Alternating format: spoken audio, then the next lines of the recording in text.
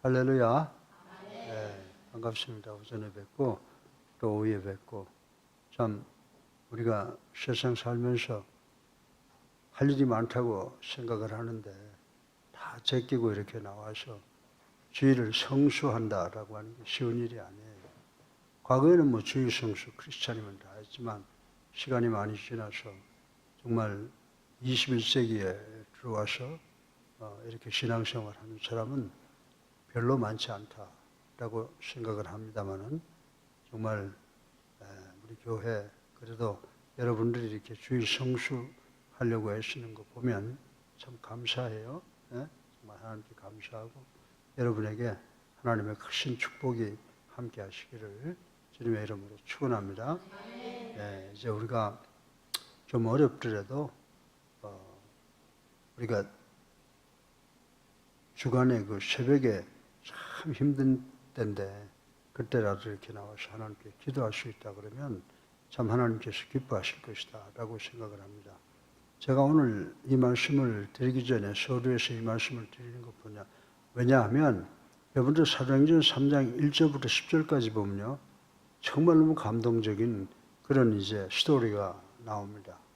여기서 역사에 하신 주인공이 누구라고 생각하세요? 예수님의 이름이 권능이 있다는 거예요. 참 놀라운 일이에요. 예수님의 이름.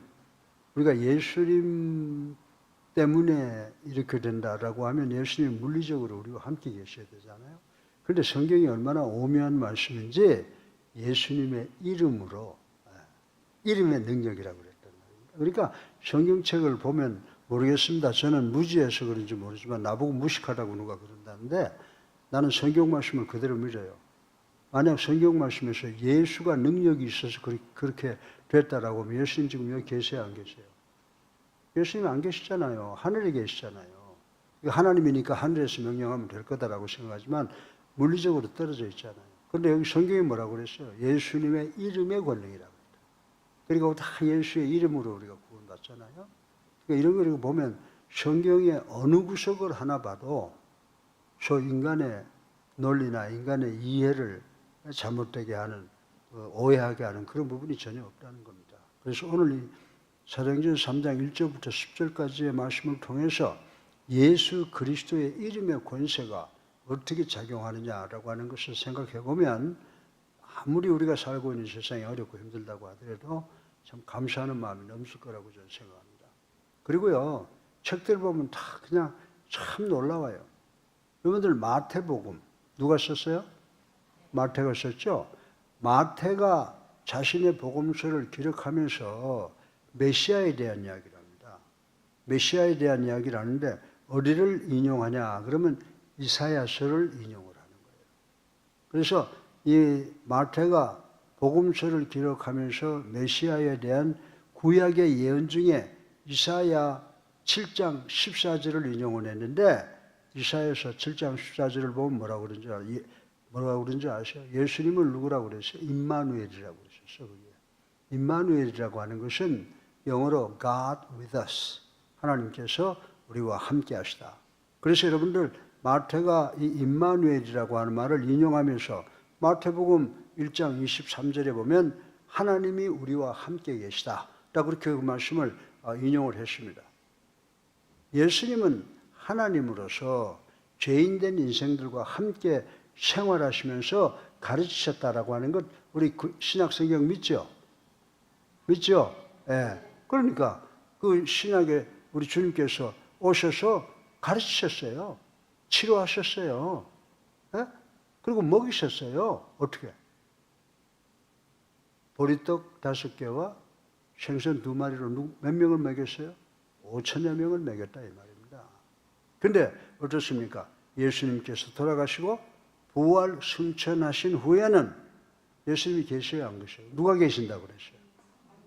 예수님이 승천하시고 나면 성령이 온다고 분명히 우리 예수님께서 말씀하셨어요.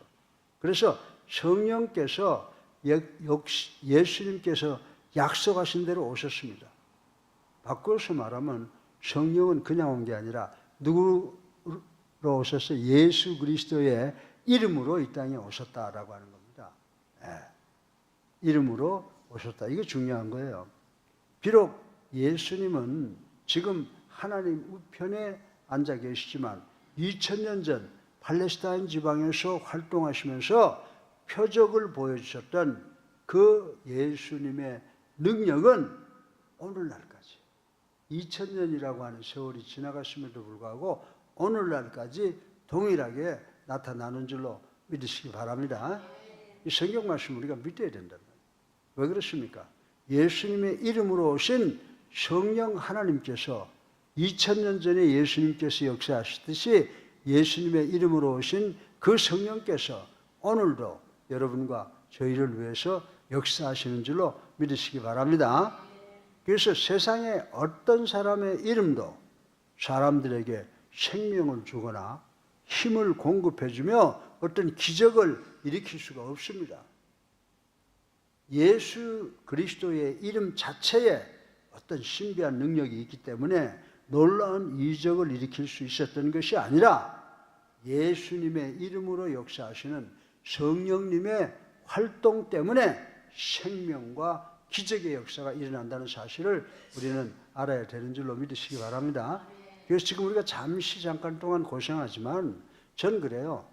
아무리 인간들이 잘났다고 뭐 머리가 좋다고 뭐 기술이 좋다고 난리를 부려도 한계가 있어요. 언제 가면 끝나고 하나님의 역사가 일어난다는 거예요. 네? 그러니까 여러분들 세상이 어떻게 돌아가든지 간에 우리가 믿는 예수 그리스도만 믿으면 하나님께서 우리에게 가장 좋은 것으로 주실 것이다 라고 하는 것을 믿는 우리가 되어야 될 줄로 믿습니다. 그래서 여러분들이 좀 고생하고 여러분들이 어려움 당하는 거 그거 문제가 아니에요. 하나님께서 다 해결해 주신다라고 하는 것입니다. 예. 왜 그렇습니까? 왜 그래요? 왜 예수님의 이름이 역사를 합니까? 예수님이 누구라고 그랬어요? 오늘 본문에? 어? 예수님은 누구라고? 우리와 함께 계시는 분이라 이 말입니다. God with us. 이처럼 예수님은 실제로 이 세상에 계시지 않지만은 계시는 것처럼 역사하시는 임마누엘의 하나님이라 이 말입니다. 2000년 전에 벌써 우리 주님께서 오셔서 우리와 함께 계시겠다고 예언했거든요. 그러니까 부활 승천하시고 올라가셨지만 예수 그리스도의 이름으로 오신 성령께서 우리와 지금 함께 계시고 우리를 보호하시고 우리를 축복하신다라고 하는 것입니다.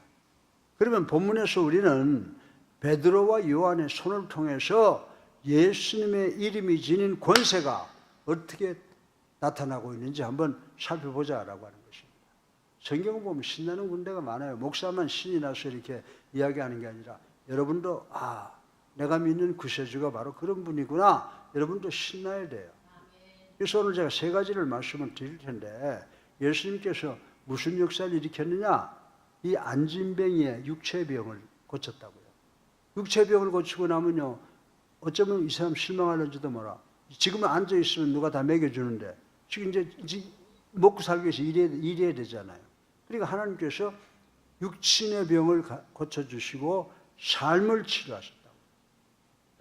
그 다음에 영혼을 치료해 주셨다. 이 세 가지를 제가 말씀드릴 텐데 우리가 은혜 받고 여러분들 지금 우리 교회에서 최고 아닙니까? 주일 성수하시는 분들이고 다른 교회 내보내도 뭐 조금도 손색 없는 분들인데 오늘 이 세 가지 말씀을 우리가 생각해보고 하나님께 감사하고 정말 하나님의 영광을 위해서 최선을 다하는 우리 모두가 되시기를 주님의 이름으로 축원합니다. 전 여러분들 제가 영어로 말하면 I'm very proud of you. 정말 여러분들이 나의 프라이드. 어디다 내놔도 조금도 부족하지 않단 말입니다. 그리스도인들 중에. 그러니까 오늘 우리 세 가지를 한번 간단하게 생각해 보자는 겁니다.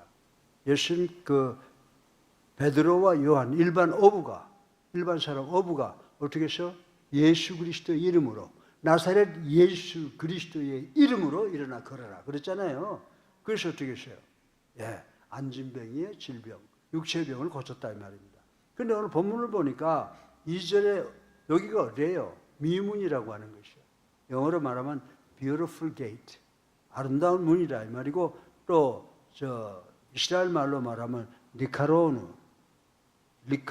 문, 게이트라고 이렇게 불리고 있습니다. 이 문의 그 높이가 한 23m 정도 되고 넓이는 약 한 18m가 된다고 그래요. 그리고 다른 성전의 문들과 비해서 굉장히 웅장하고 아름다웠다라고 이렇게 기록이 되어 있습니다.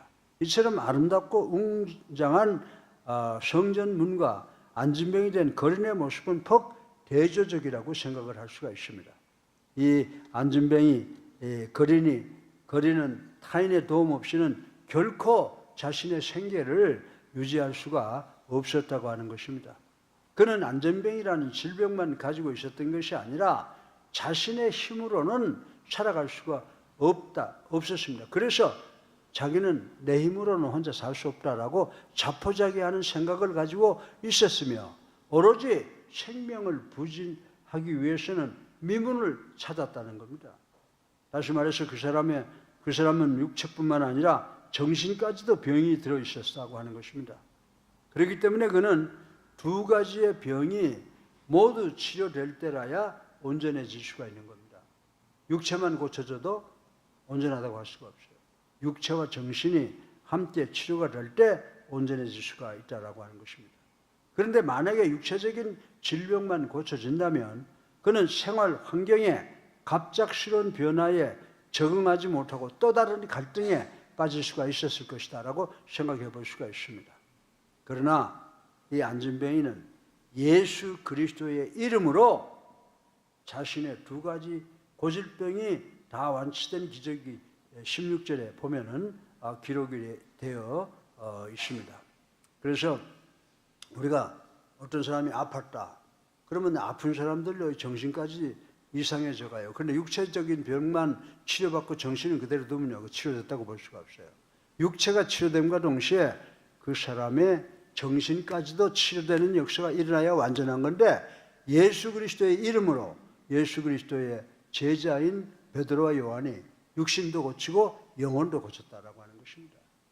그래서 우리가 정말 예수 잘 믿고 나가려면 우리 육신도 건강해야 되고 우리의 영혼도 건강해야 된다. 정신도 건강해야 된다라고 하는 것을 우리는 반드시 알아야 됩니다. 그러면 둘째로 그러면 정신이 고쳐졌다는 것이 어떤 것이냐라고 하는 것을 생각해 봐야 되는데 둘째로 안진뱅이는 자신의 육신의 병을 고침받았을 뿐만 아니라 어떻게 했어요? 자신의 삶의 문제를 해결했다는 겁니다.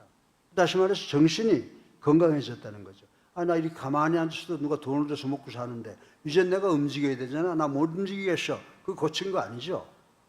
그런데 나사렛 예수 그리스도 이름으로 일어나 걸어라. 그러니까 걸었을 뿐만이 아니라 이제는 내가 먹고 살기 위해서 최선을 다해야 되겠다. 정신까지 고침을 받았다라고 하는 것입니다.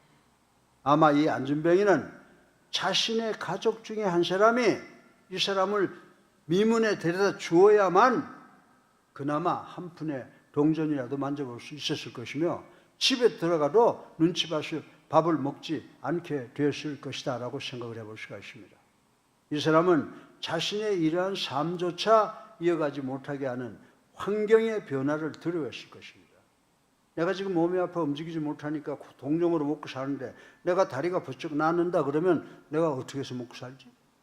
그런 걱정 당연히 할 수가 있는 것입니다.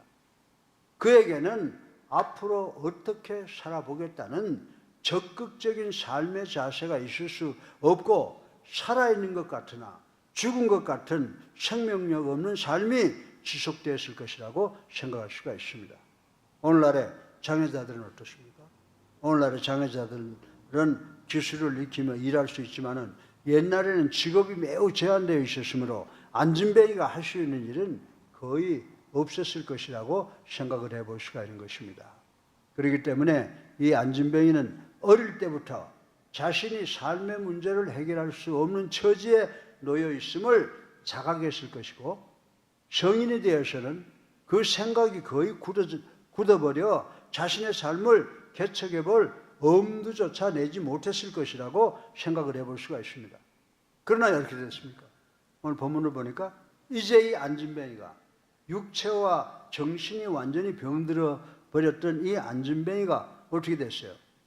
예수 그리스도의 이름으로 말미암아 자기의 발로 걷기도 하며 뛰기도 했다라고 하는 말씀이 기록되어 있습니다.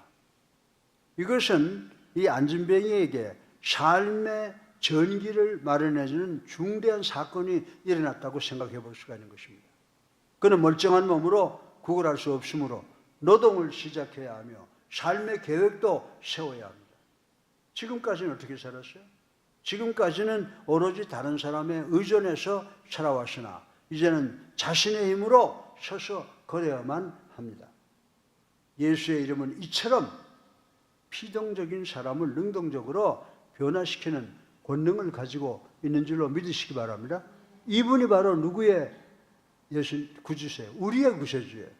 우리가 육신이 아프면 정신까지 병들어서 살 수가 없는데 우리의 육신을 고치면서 동시에 정신까지 고쳐주셔서 이 사람이 어떻게 했어요? 일어나서 뛰고 하면서 그냥 뛰었어요. 누구를 참여했다고? 하나님을 참여했잖아요. 그러니까 이 말씀에 이 사람은 육신도 고쳐지고 정신도 고쳐졌다라고 하는 것을 알 수가 있습니다. 그런데 정신을 우리는 여기에서 영혼이 고쳐졌다 이렇게 보는 거예요. 그래서 셋째로 마지막으로 안진뱅이의 영혼을 살린 것을 한번 생각해 보겠습니다. 8절에 보면요. 이 안진뱅이가 일어나자마자 어떻게 했어요? 하나님을 찬미했다는 것입니다. 지금까지 이 안진뱅이는 성전문에 앉아 있었지만은 하나님을 찬미하기는커녕 오히려 앉아서 원망했을 것이라고 생각을 해볼 수가 있습니다. 이 안진뱅이가 앉아있던 장소와 그의 영적 상태는 이처럼 엄청난 대조를 보여주고 있다고 말씀을 드릴 수가 있습니다. 안진뱅이의 영혼은 질식에 있었을 것이며 또한 그의 몸처럼 항상 영혼도 안진뱅이였을 것이라고 말씀을 드려도 과언이 아니라고 저는 생각을 합니다. 하루하루 연명해가는 이 안진뱅이에게는 영적인 문제보다도 우선 눈에 보이는 일, 육신의 일을 해결하는 것이 더더욱 중요한 일이었을 것이라고 생각할 수가 있습니다. 그러한 그에게서 뭐가 나왔다고 그랬어요? 하나님을 찬미하는 소리가 나올 수 있었던 것은 왜 그럴까요? 그가 바로 예수라고 하는 이름이 가지고 있는 권세를 체험하고 예수 그리스도를 만났기 때문이라는 사실을 우리 깨달아야 되는 줄로 믿으시기 바랍니다. 우리가 예수 믿기 전하고 예수 믿은 후 그 BC, AD가 달라져야 돼요. 여러분들 이제 예수 믿고 영접하면요 옛날같이 생각하셔는 안 돼요. 이 불평불만 속에 있던 그 안진뱅이가 예수 그리스도의 이름을 만나고 나서는 어떻게 바뀌어졌어요? 불평불만하던 걸 포기하고 하나님을 찬미했다고 기록을 하고 있지 않습니까? 그래서 우리가 비록 어렵고 힘들더라도 찬미하는 마음 가져야 돼요. 하나님의 영광을 위해서 내가 어떻게 해야 될 것인가를 생각해 봐야 된다고요. 우리가 예수님 만난 사람들 아니에요. 구원받은 사람들 아닙니까? 그래서 지금까지 이 사람은 안진뱅이와 같은 영적 상태를 지니고 있었으나 이제 예수를 구세주로 살아계신 하나님의 아들로 믿고 나서 어떻게 했어요? 일어나 걷기도 하고 뛰기도 하는 영적 상태로 변화되었다라고 하는 것을 우리는 본문을 통해서 알 수가 있습니다.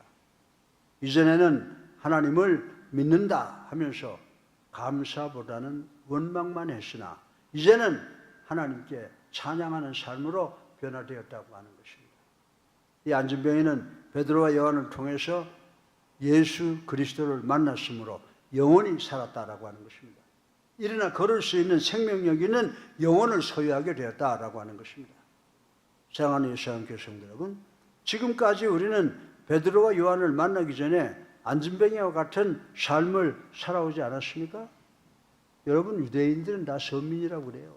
다 하나님 안다고 그래요. 그런데 이 안진뱅이는 그걸 몰랐다고. 그런데 우리도 예수 믿는다고 생각하면서 정말 안진뱅이와 같은 그런 영적 생활, 신앙적 생활을 살지 않았는지 한번 가슴에 손을 얹고 생각해 볼 필요가 있다라고 하는 것입니다.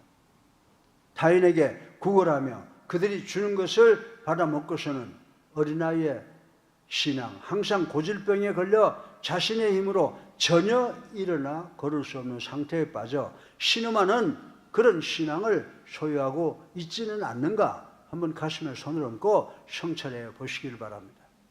예수를 믿노라 고백하면서도 예수의 이름 권세가 얼마나 위대하며 강력한지 체험해 보지 못했다면 여러분의 영혼은 잠자고 있는 것이라고 말씀을 드려도 과언이 아니라고 하는 것입니다. 사랑하는 우리 예수님께 성도 여러분, 조그만 어려움 만나도 어려움만 만나도 하나님께 기도해 보기보다는 먼저 원망하는 어리석은 신앙을 지니고 있지는 않는지 다시 한번 생각해 보시기 바랍니다. 사랑하는 성도 여러분, 왜 우리는 여러분들 마태복음 15장 27절에 가나안의 그 여자가 하나 있죠. 여기 어떤 여자가 나와요? 에?